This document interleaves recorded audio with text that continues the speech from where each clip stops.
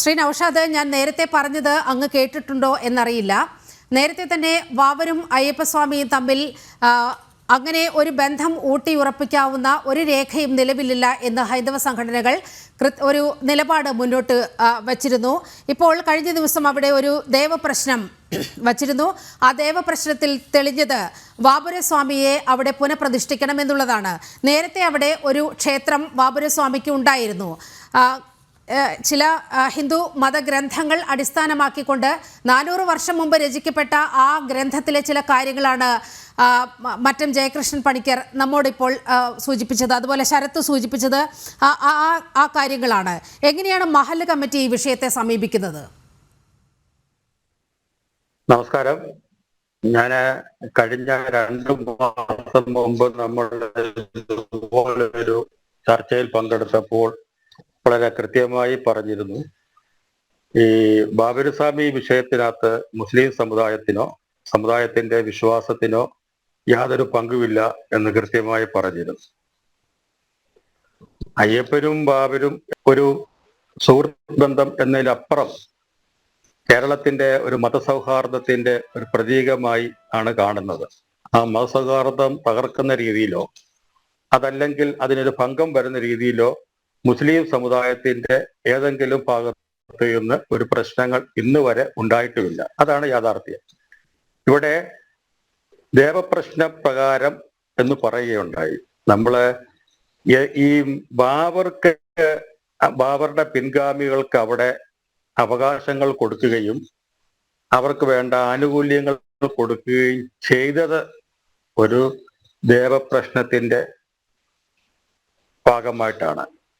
ഒരു കാര്യം വളരെ കൃത്യമായി മനസ്സിലാക്കുക, ഹൈന്ദവ വിശ്വാസത്തിന്റെ പ്രധാനപ്പെട്ട ഒരു കാര്യമാണ് ദേവപ്രശ്നം. ആ വിശ്വാസത്തിന്റെ ഒരു പ്രധാനപ്പെട്ട ഭാഗമാണ്. ആ ദേവപ്രശ്നത്തെ ഇന്നത്തെ തലമുറ എന്ന് പറയാൻ കഴിയില്ല, ഇന്നത്തെ ചില ഹിന്ദു വർഗീയവാദികൾ അതിനെ വളച്ചൊടിച്ചുകൊണ്ട് ആ വിശ്വാസത്തിന്റെ മഹനീയതയും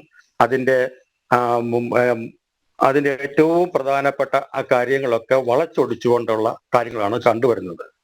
ഇവിടെ ബാബർ സ്ഥലത്ത് അമ്പലം ഉണ്ടായിരുന്നോ എന്നുള്ളത് ചർച്ച ചെയ്യുന്നതിന് മുമ്പായി തന്നെ അതൊരു വേദപക്ഷത്തിൽ കൂടെ കണ്ടു എന്ന് പറയുമ്പോൾ 992 ബാബറി മസ്ജിദ് തകർക്കപ്പെട്ട കാലം മുതൽ ഇന്ത്യയിലെ പല മുസ്ലിം പള്ളികളും പ്രധാനപ്പെട്ട കേന്ദ്രങ്ങളും നമ്മളൊക്കെ വളരെ അഭിമാനത്തോടു കൂടി കാണുന്ന പല സ്മാരകങ്ങളുമൊക്കെ ഇതുപോലെ ദേവപ്രശ്നത്തിന്റെ പേരിൽ ഇപ്പോഴും ചർച്ച ചെയ്യപ്പെട്ടുകൊണ്ടിരിക്കുന്ന ഒരു കാലഘട്ടമാണ്.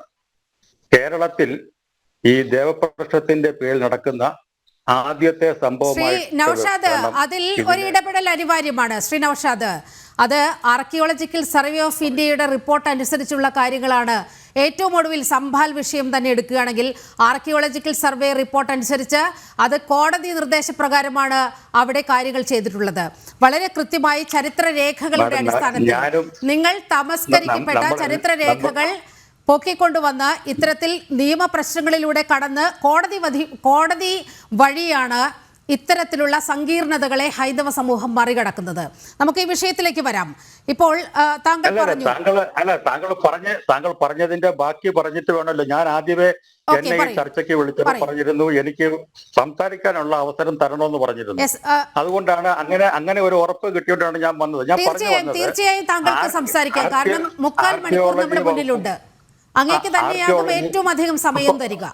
പറയട്ടെ, ആർക്കിയോളജി വകുപ്പും അല്ലെങ്കിൽ പുരാവസ്തു വകുപ്പും അതല്ലെങ്കിൽ ഇന്ന് നമ്മൾ കാണുന്ന ഇഡിയും എൻഫോഴ്സ്മെന്റും ഉൾപ്പെടെയുള്ള മുഴുവൻ വകുപ്പുകളും നമ്മുടെ ഒരു സംവിധാനത്തിന്റെ കേന്ദ്ര ഭരണത്തിന്റെ കീഴിലാണെന്നുള്ള കാര്യം എനിക്കും താങ്കൾക്കും വളരെ കൃത്യമായി അറിയാം.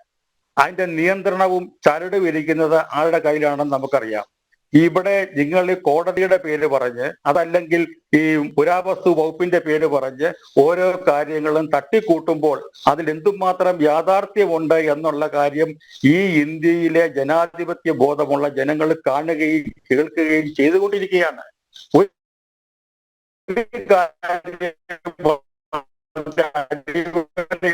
പറയുന്നു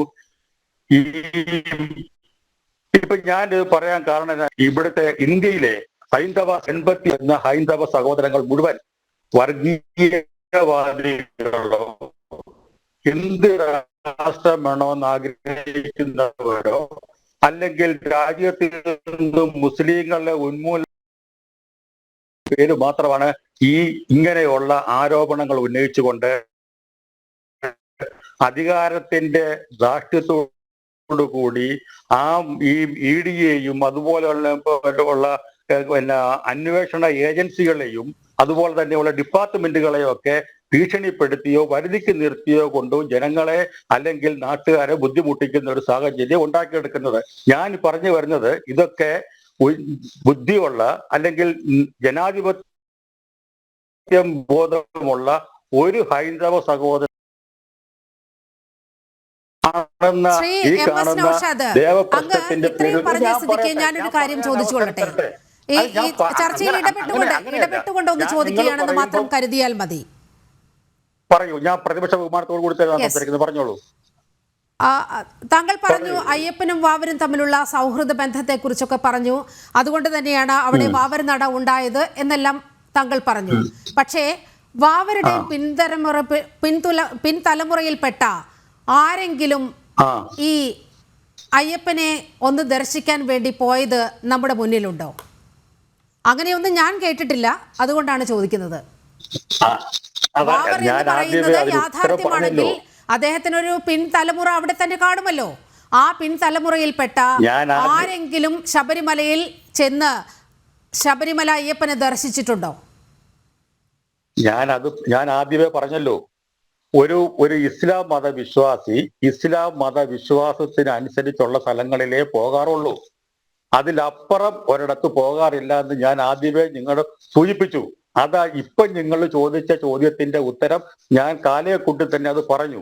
ഇനി ഇവിടെ പറയേണ്ട കാര്യം അയ്യപ്പന്റെയും ബാബരുടെയും കാര്യങ്ങൾ പറയുമ്പം നമുക്ക് മനസ്സിലാക്കാവുന്ന, നമ്മൾ പഠിച്ചിരിക്കുന്ന, നമ്മൾ ഉൾക്കൊണ്ടിരിക്കുന്ന കാര്യങ്ങളെ കുറിച്ചാണ് നമ്മൾ സംസാരിക്കേണ്ടത്. ഇപ്പോഴാണ് ഏറ്റവും പുതിയ ഒരു ദേവപ്രശ്നം രൂപപ്പെട്ടു വന്നതെന്ന് നമുക്ക് മനസ്സിലാക്കുന്നു. എന്തുകൊണ്ട് അവിടെ അയ്യപ്പന്റെ പിൻഗാമികളായ പിൻതലമുറക്കാരായ അല്ലെ കുടുംബക്കാർക്ക് അവിടെ ആനുകൂല്യങ്ങളും അവകാശങ്ങളും ശബരിമലയിൽ കൊടുത്തു? നമ്മൾ ചിന്തിക്കുന്ന വിഷയമാണ്. എന്തുകൊണ്ട് കൊടുത്തു? അയ്യപ്പന്റെ മരണശേഷം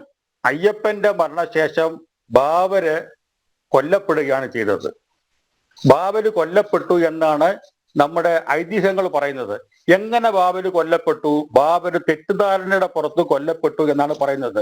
ബാബര് കൊല്ലപ്പെട്ടതിന് ശേഷം ശബരിമലയിലും പന്തളം രാജകുടുംബത്തിലും ചില അപശകുനങ്ങൾ ഉണ്ടായപ്പോൾ ഇപ്പൊ നിങ്ങൾ പറയുന്ന യഥാർത്ഥ ദേവപ്രശ്നം വെച്ച് നോക്കിയപ്പോഴത്തേക്കും അതൊരു തെറ്റിദ്ധാരണയുടെ പുറത്ത് സംഭവിച്ചതിന്റെ പശ്ചാത്താപമായിട്ടാണ്, അല്ലെ പ്രാചിത്യമായിട്ടാണ് അവിടെ ബാബരുടെ പിൻതലമുറക്കാർക്ക് അവിടെ വരാനും അവിടെ അതിനുള്ള കാര്യങ്ങൾ ചെയ്യാനുമുള്ള കാര്യങ്ങൾ പന്തളം രാജാവ് ഞാൻ കഴിഞ്ഞ ദിനത്ത് പറഞ്ഞു ചെമ്പ് പട്ടയത്തിനകത്ത് കൊടുത്തതിന്റെ പ്രധാനപ്പെട്ട കാരണം അതാണ്.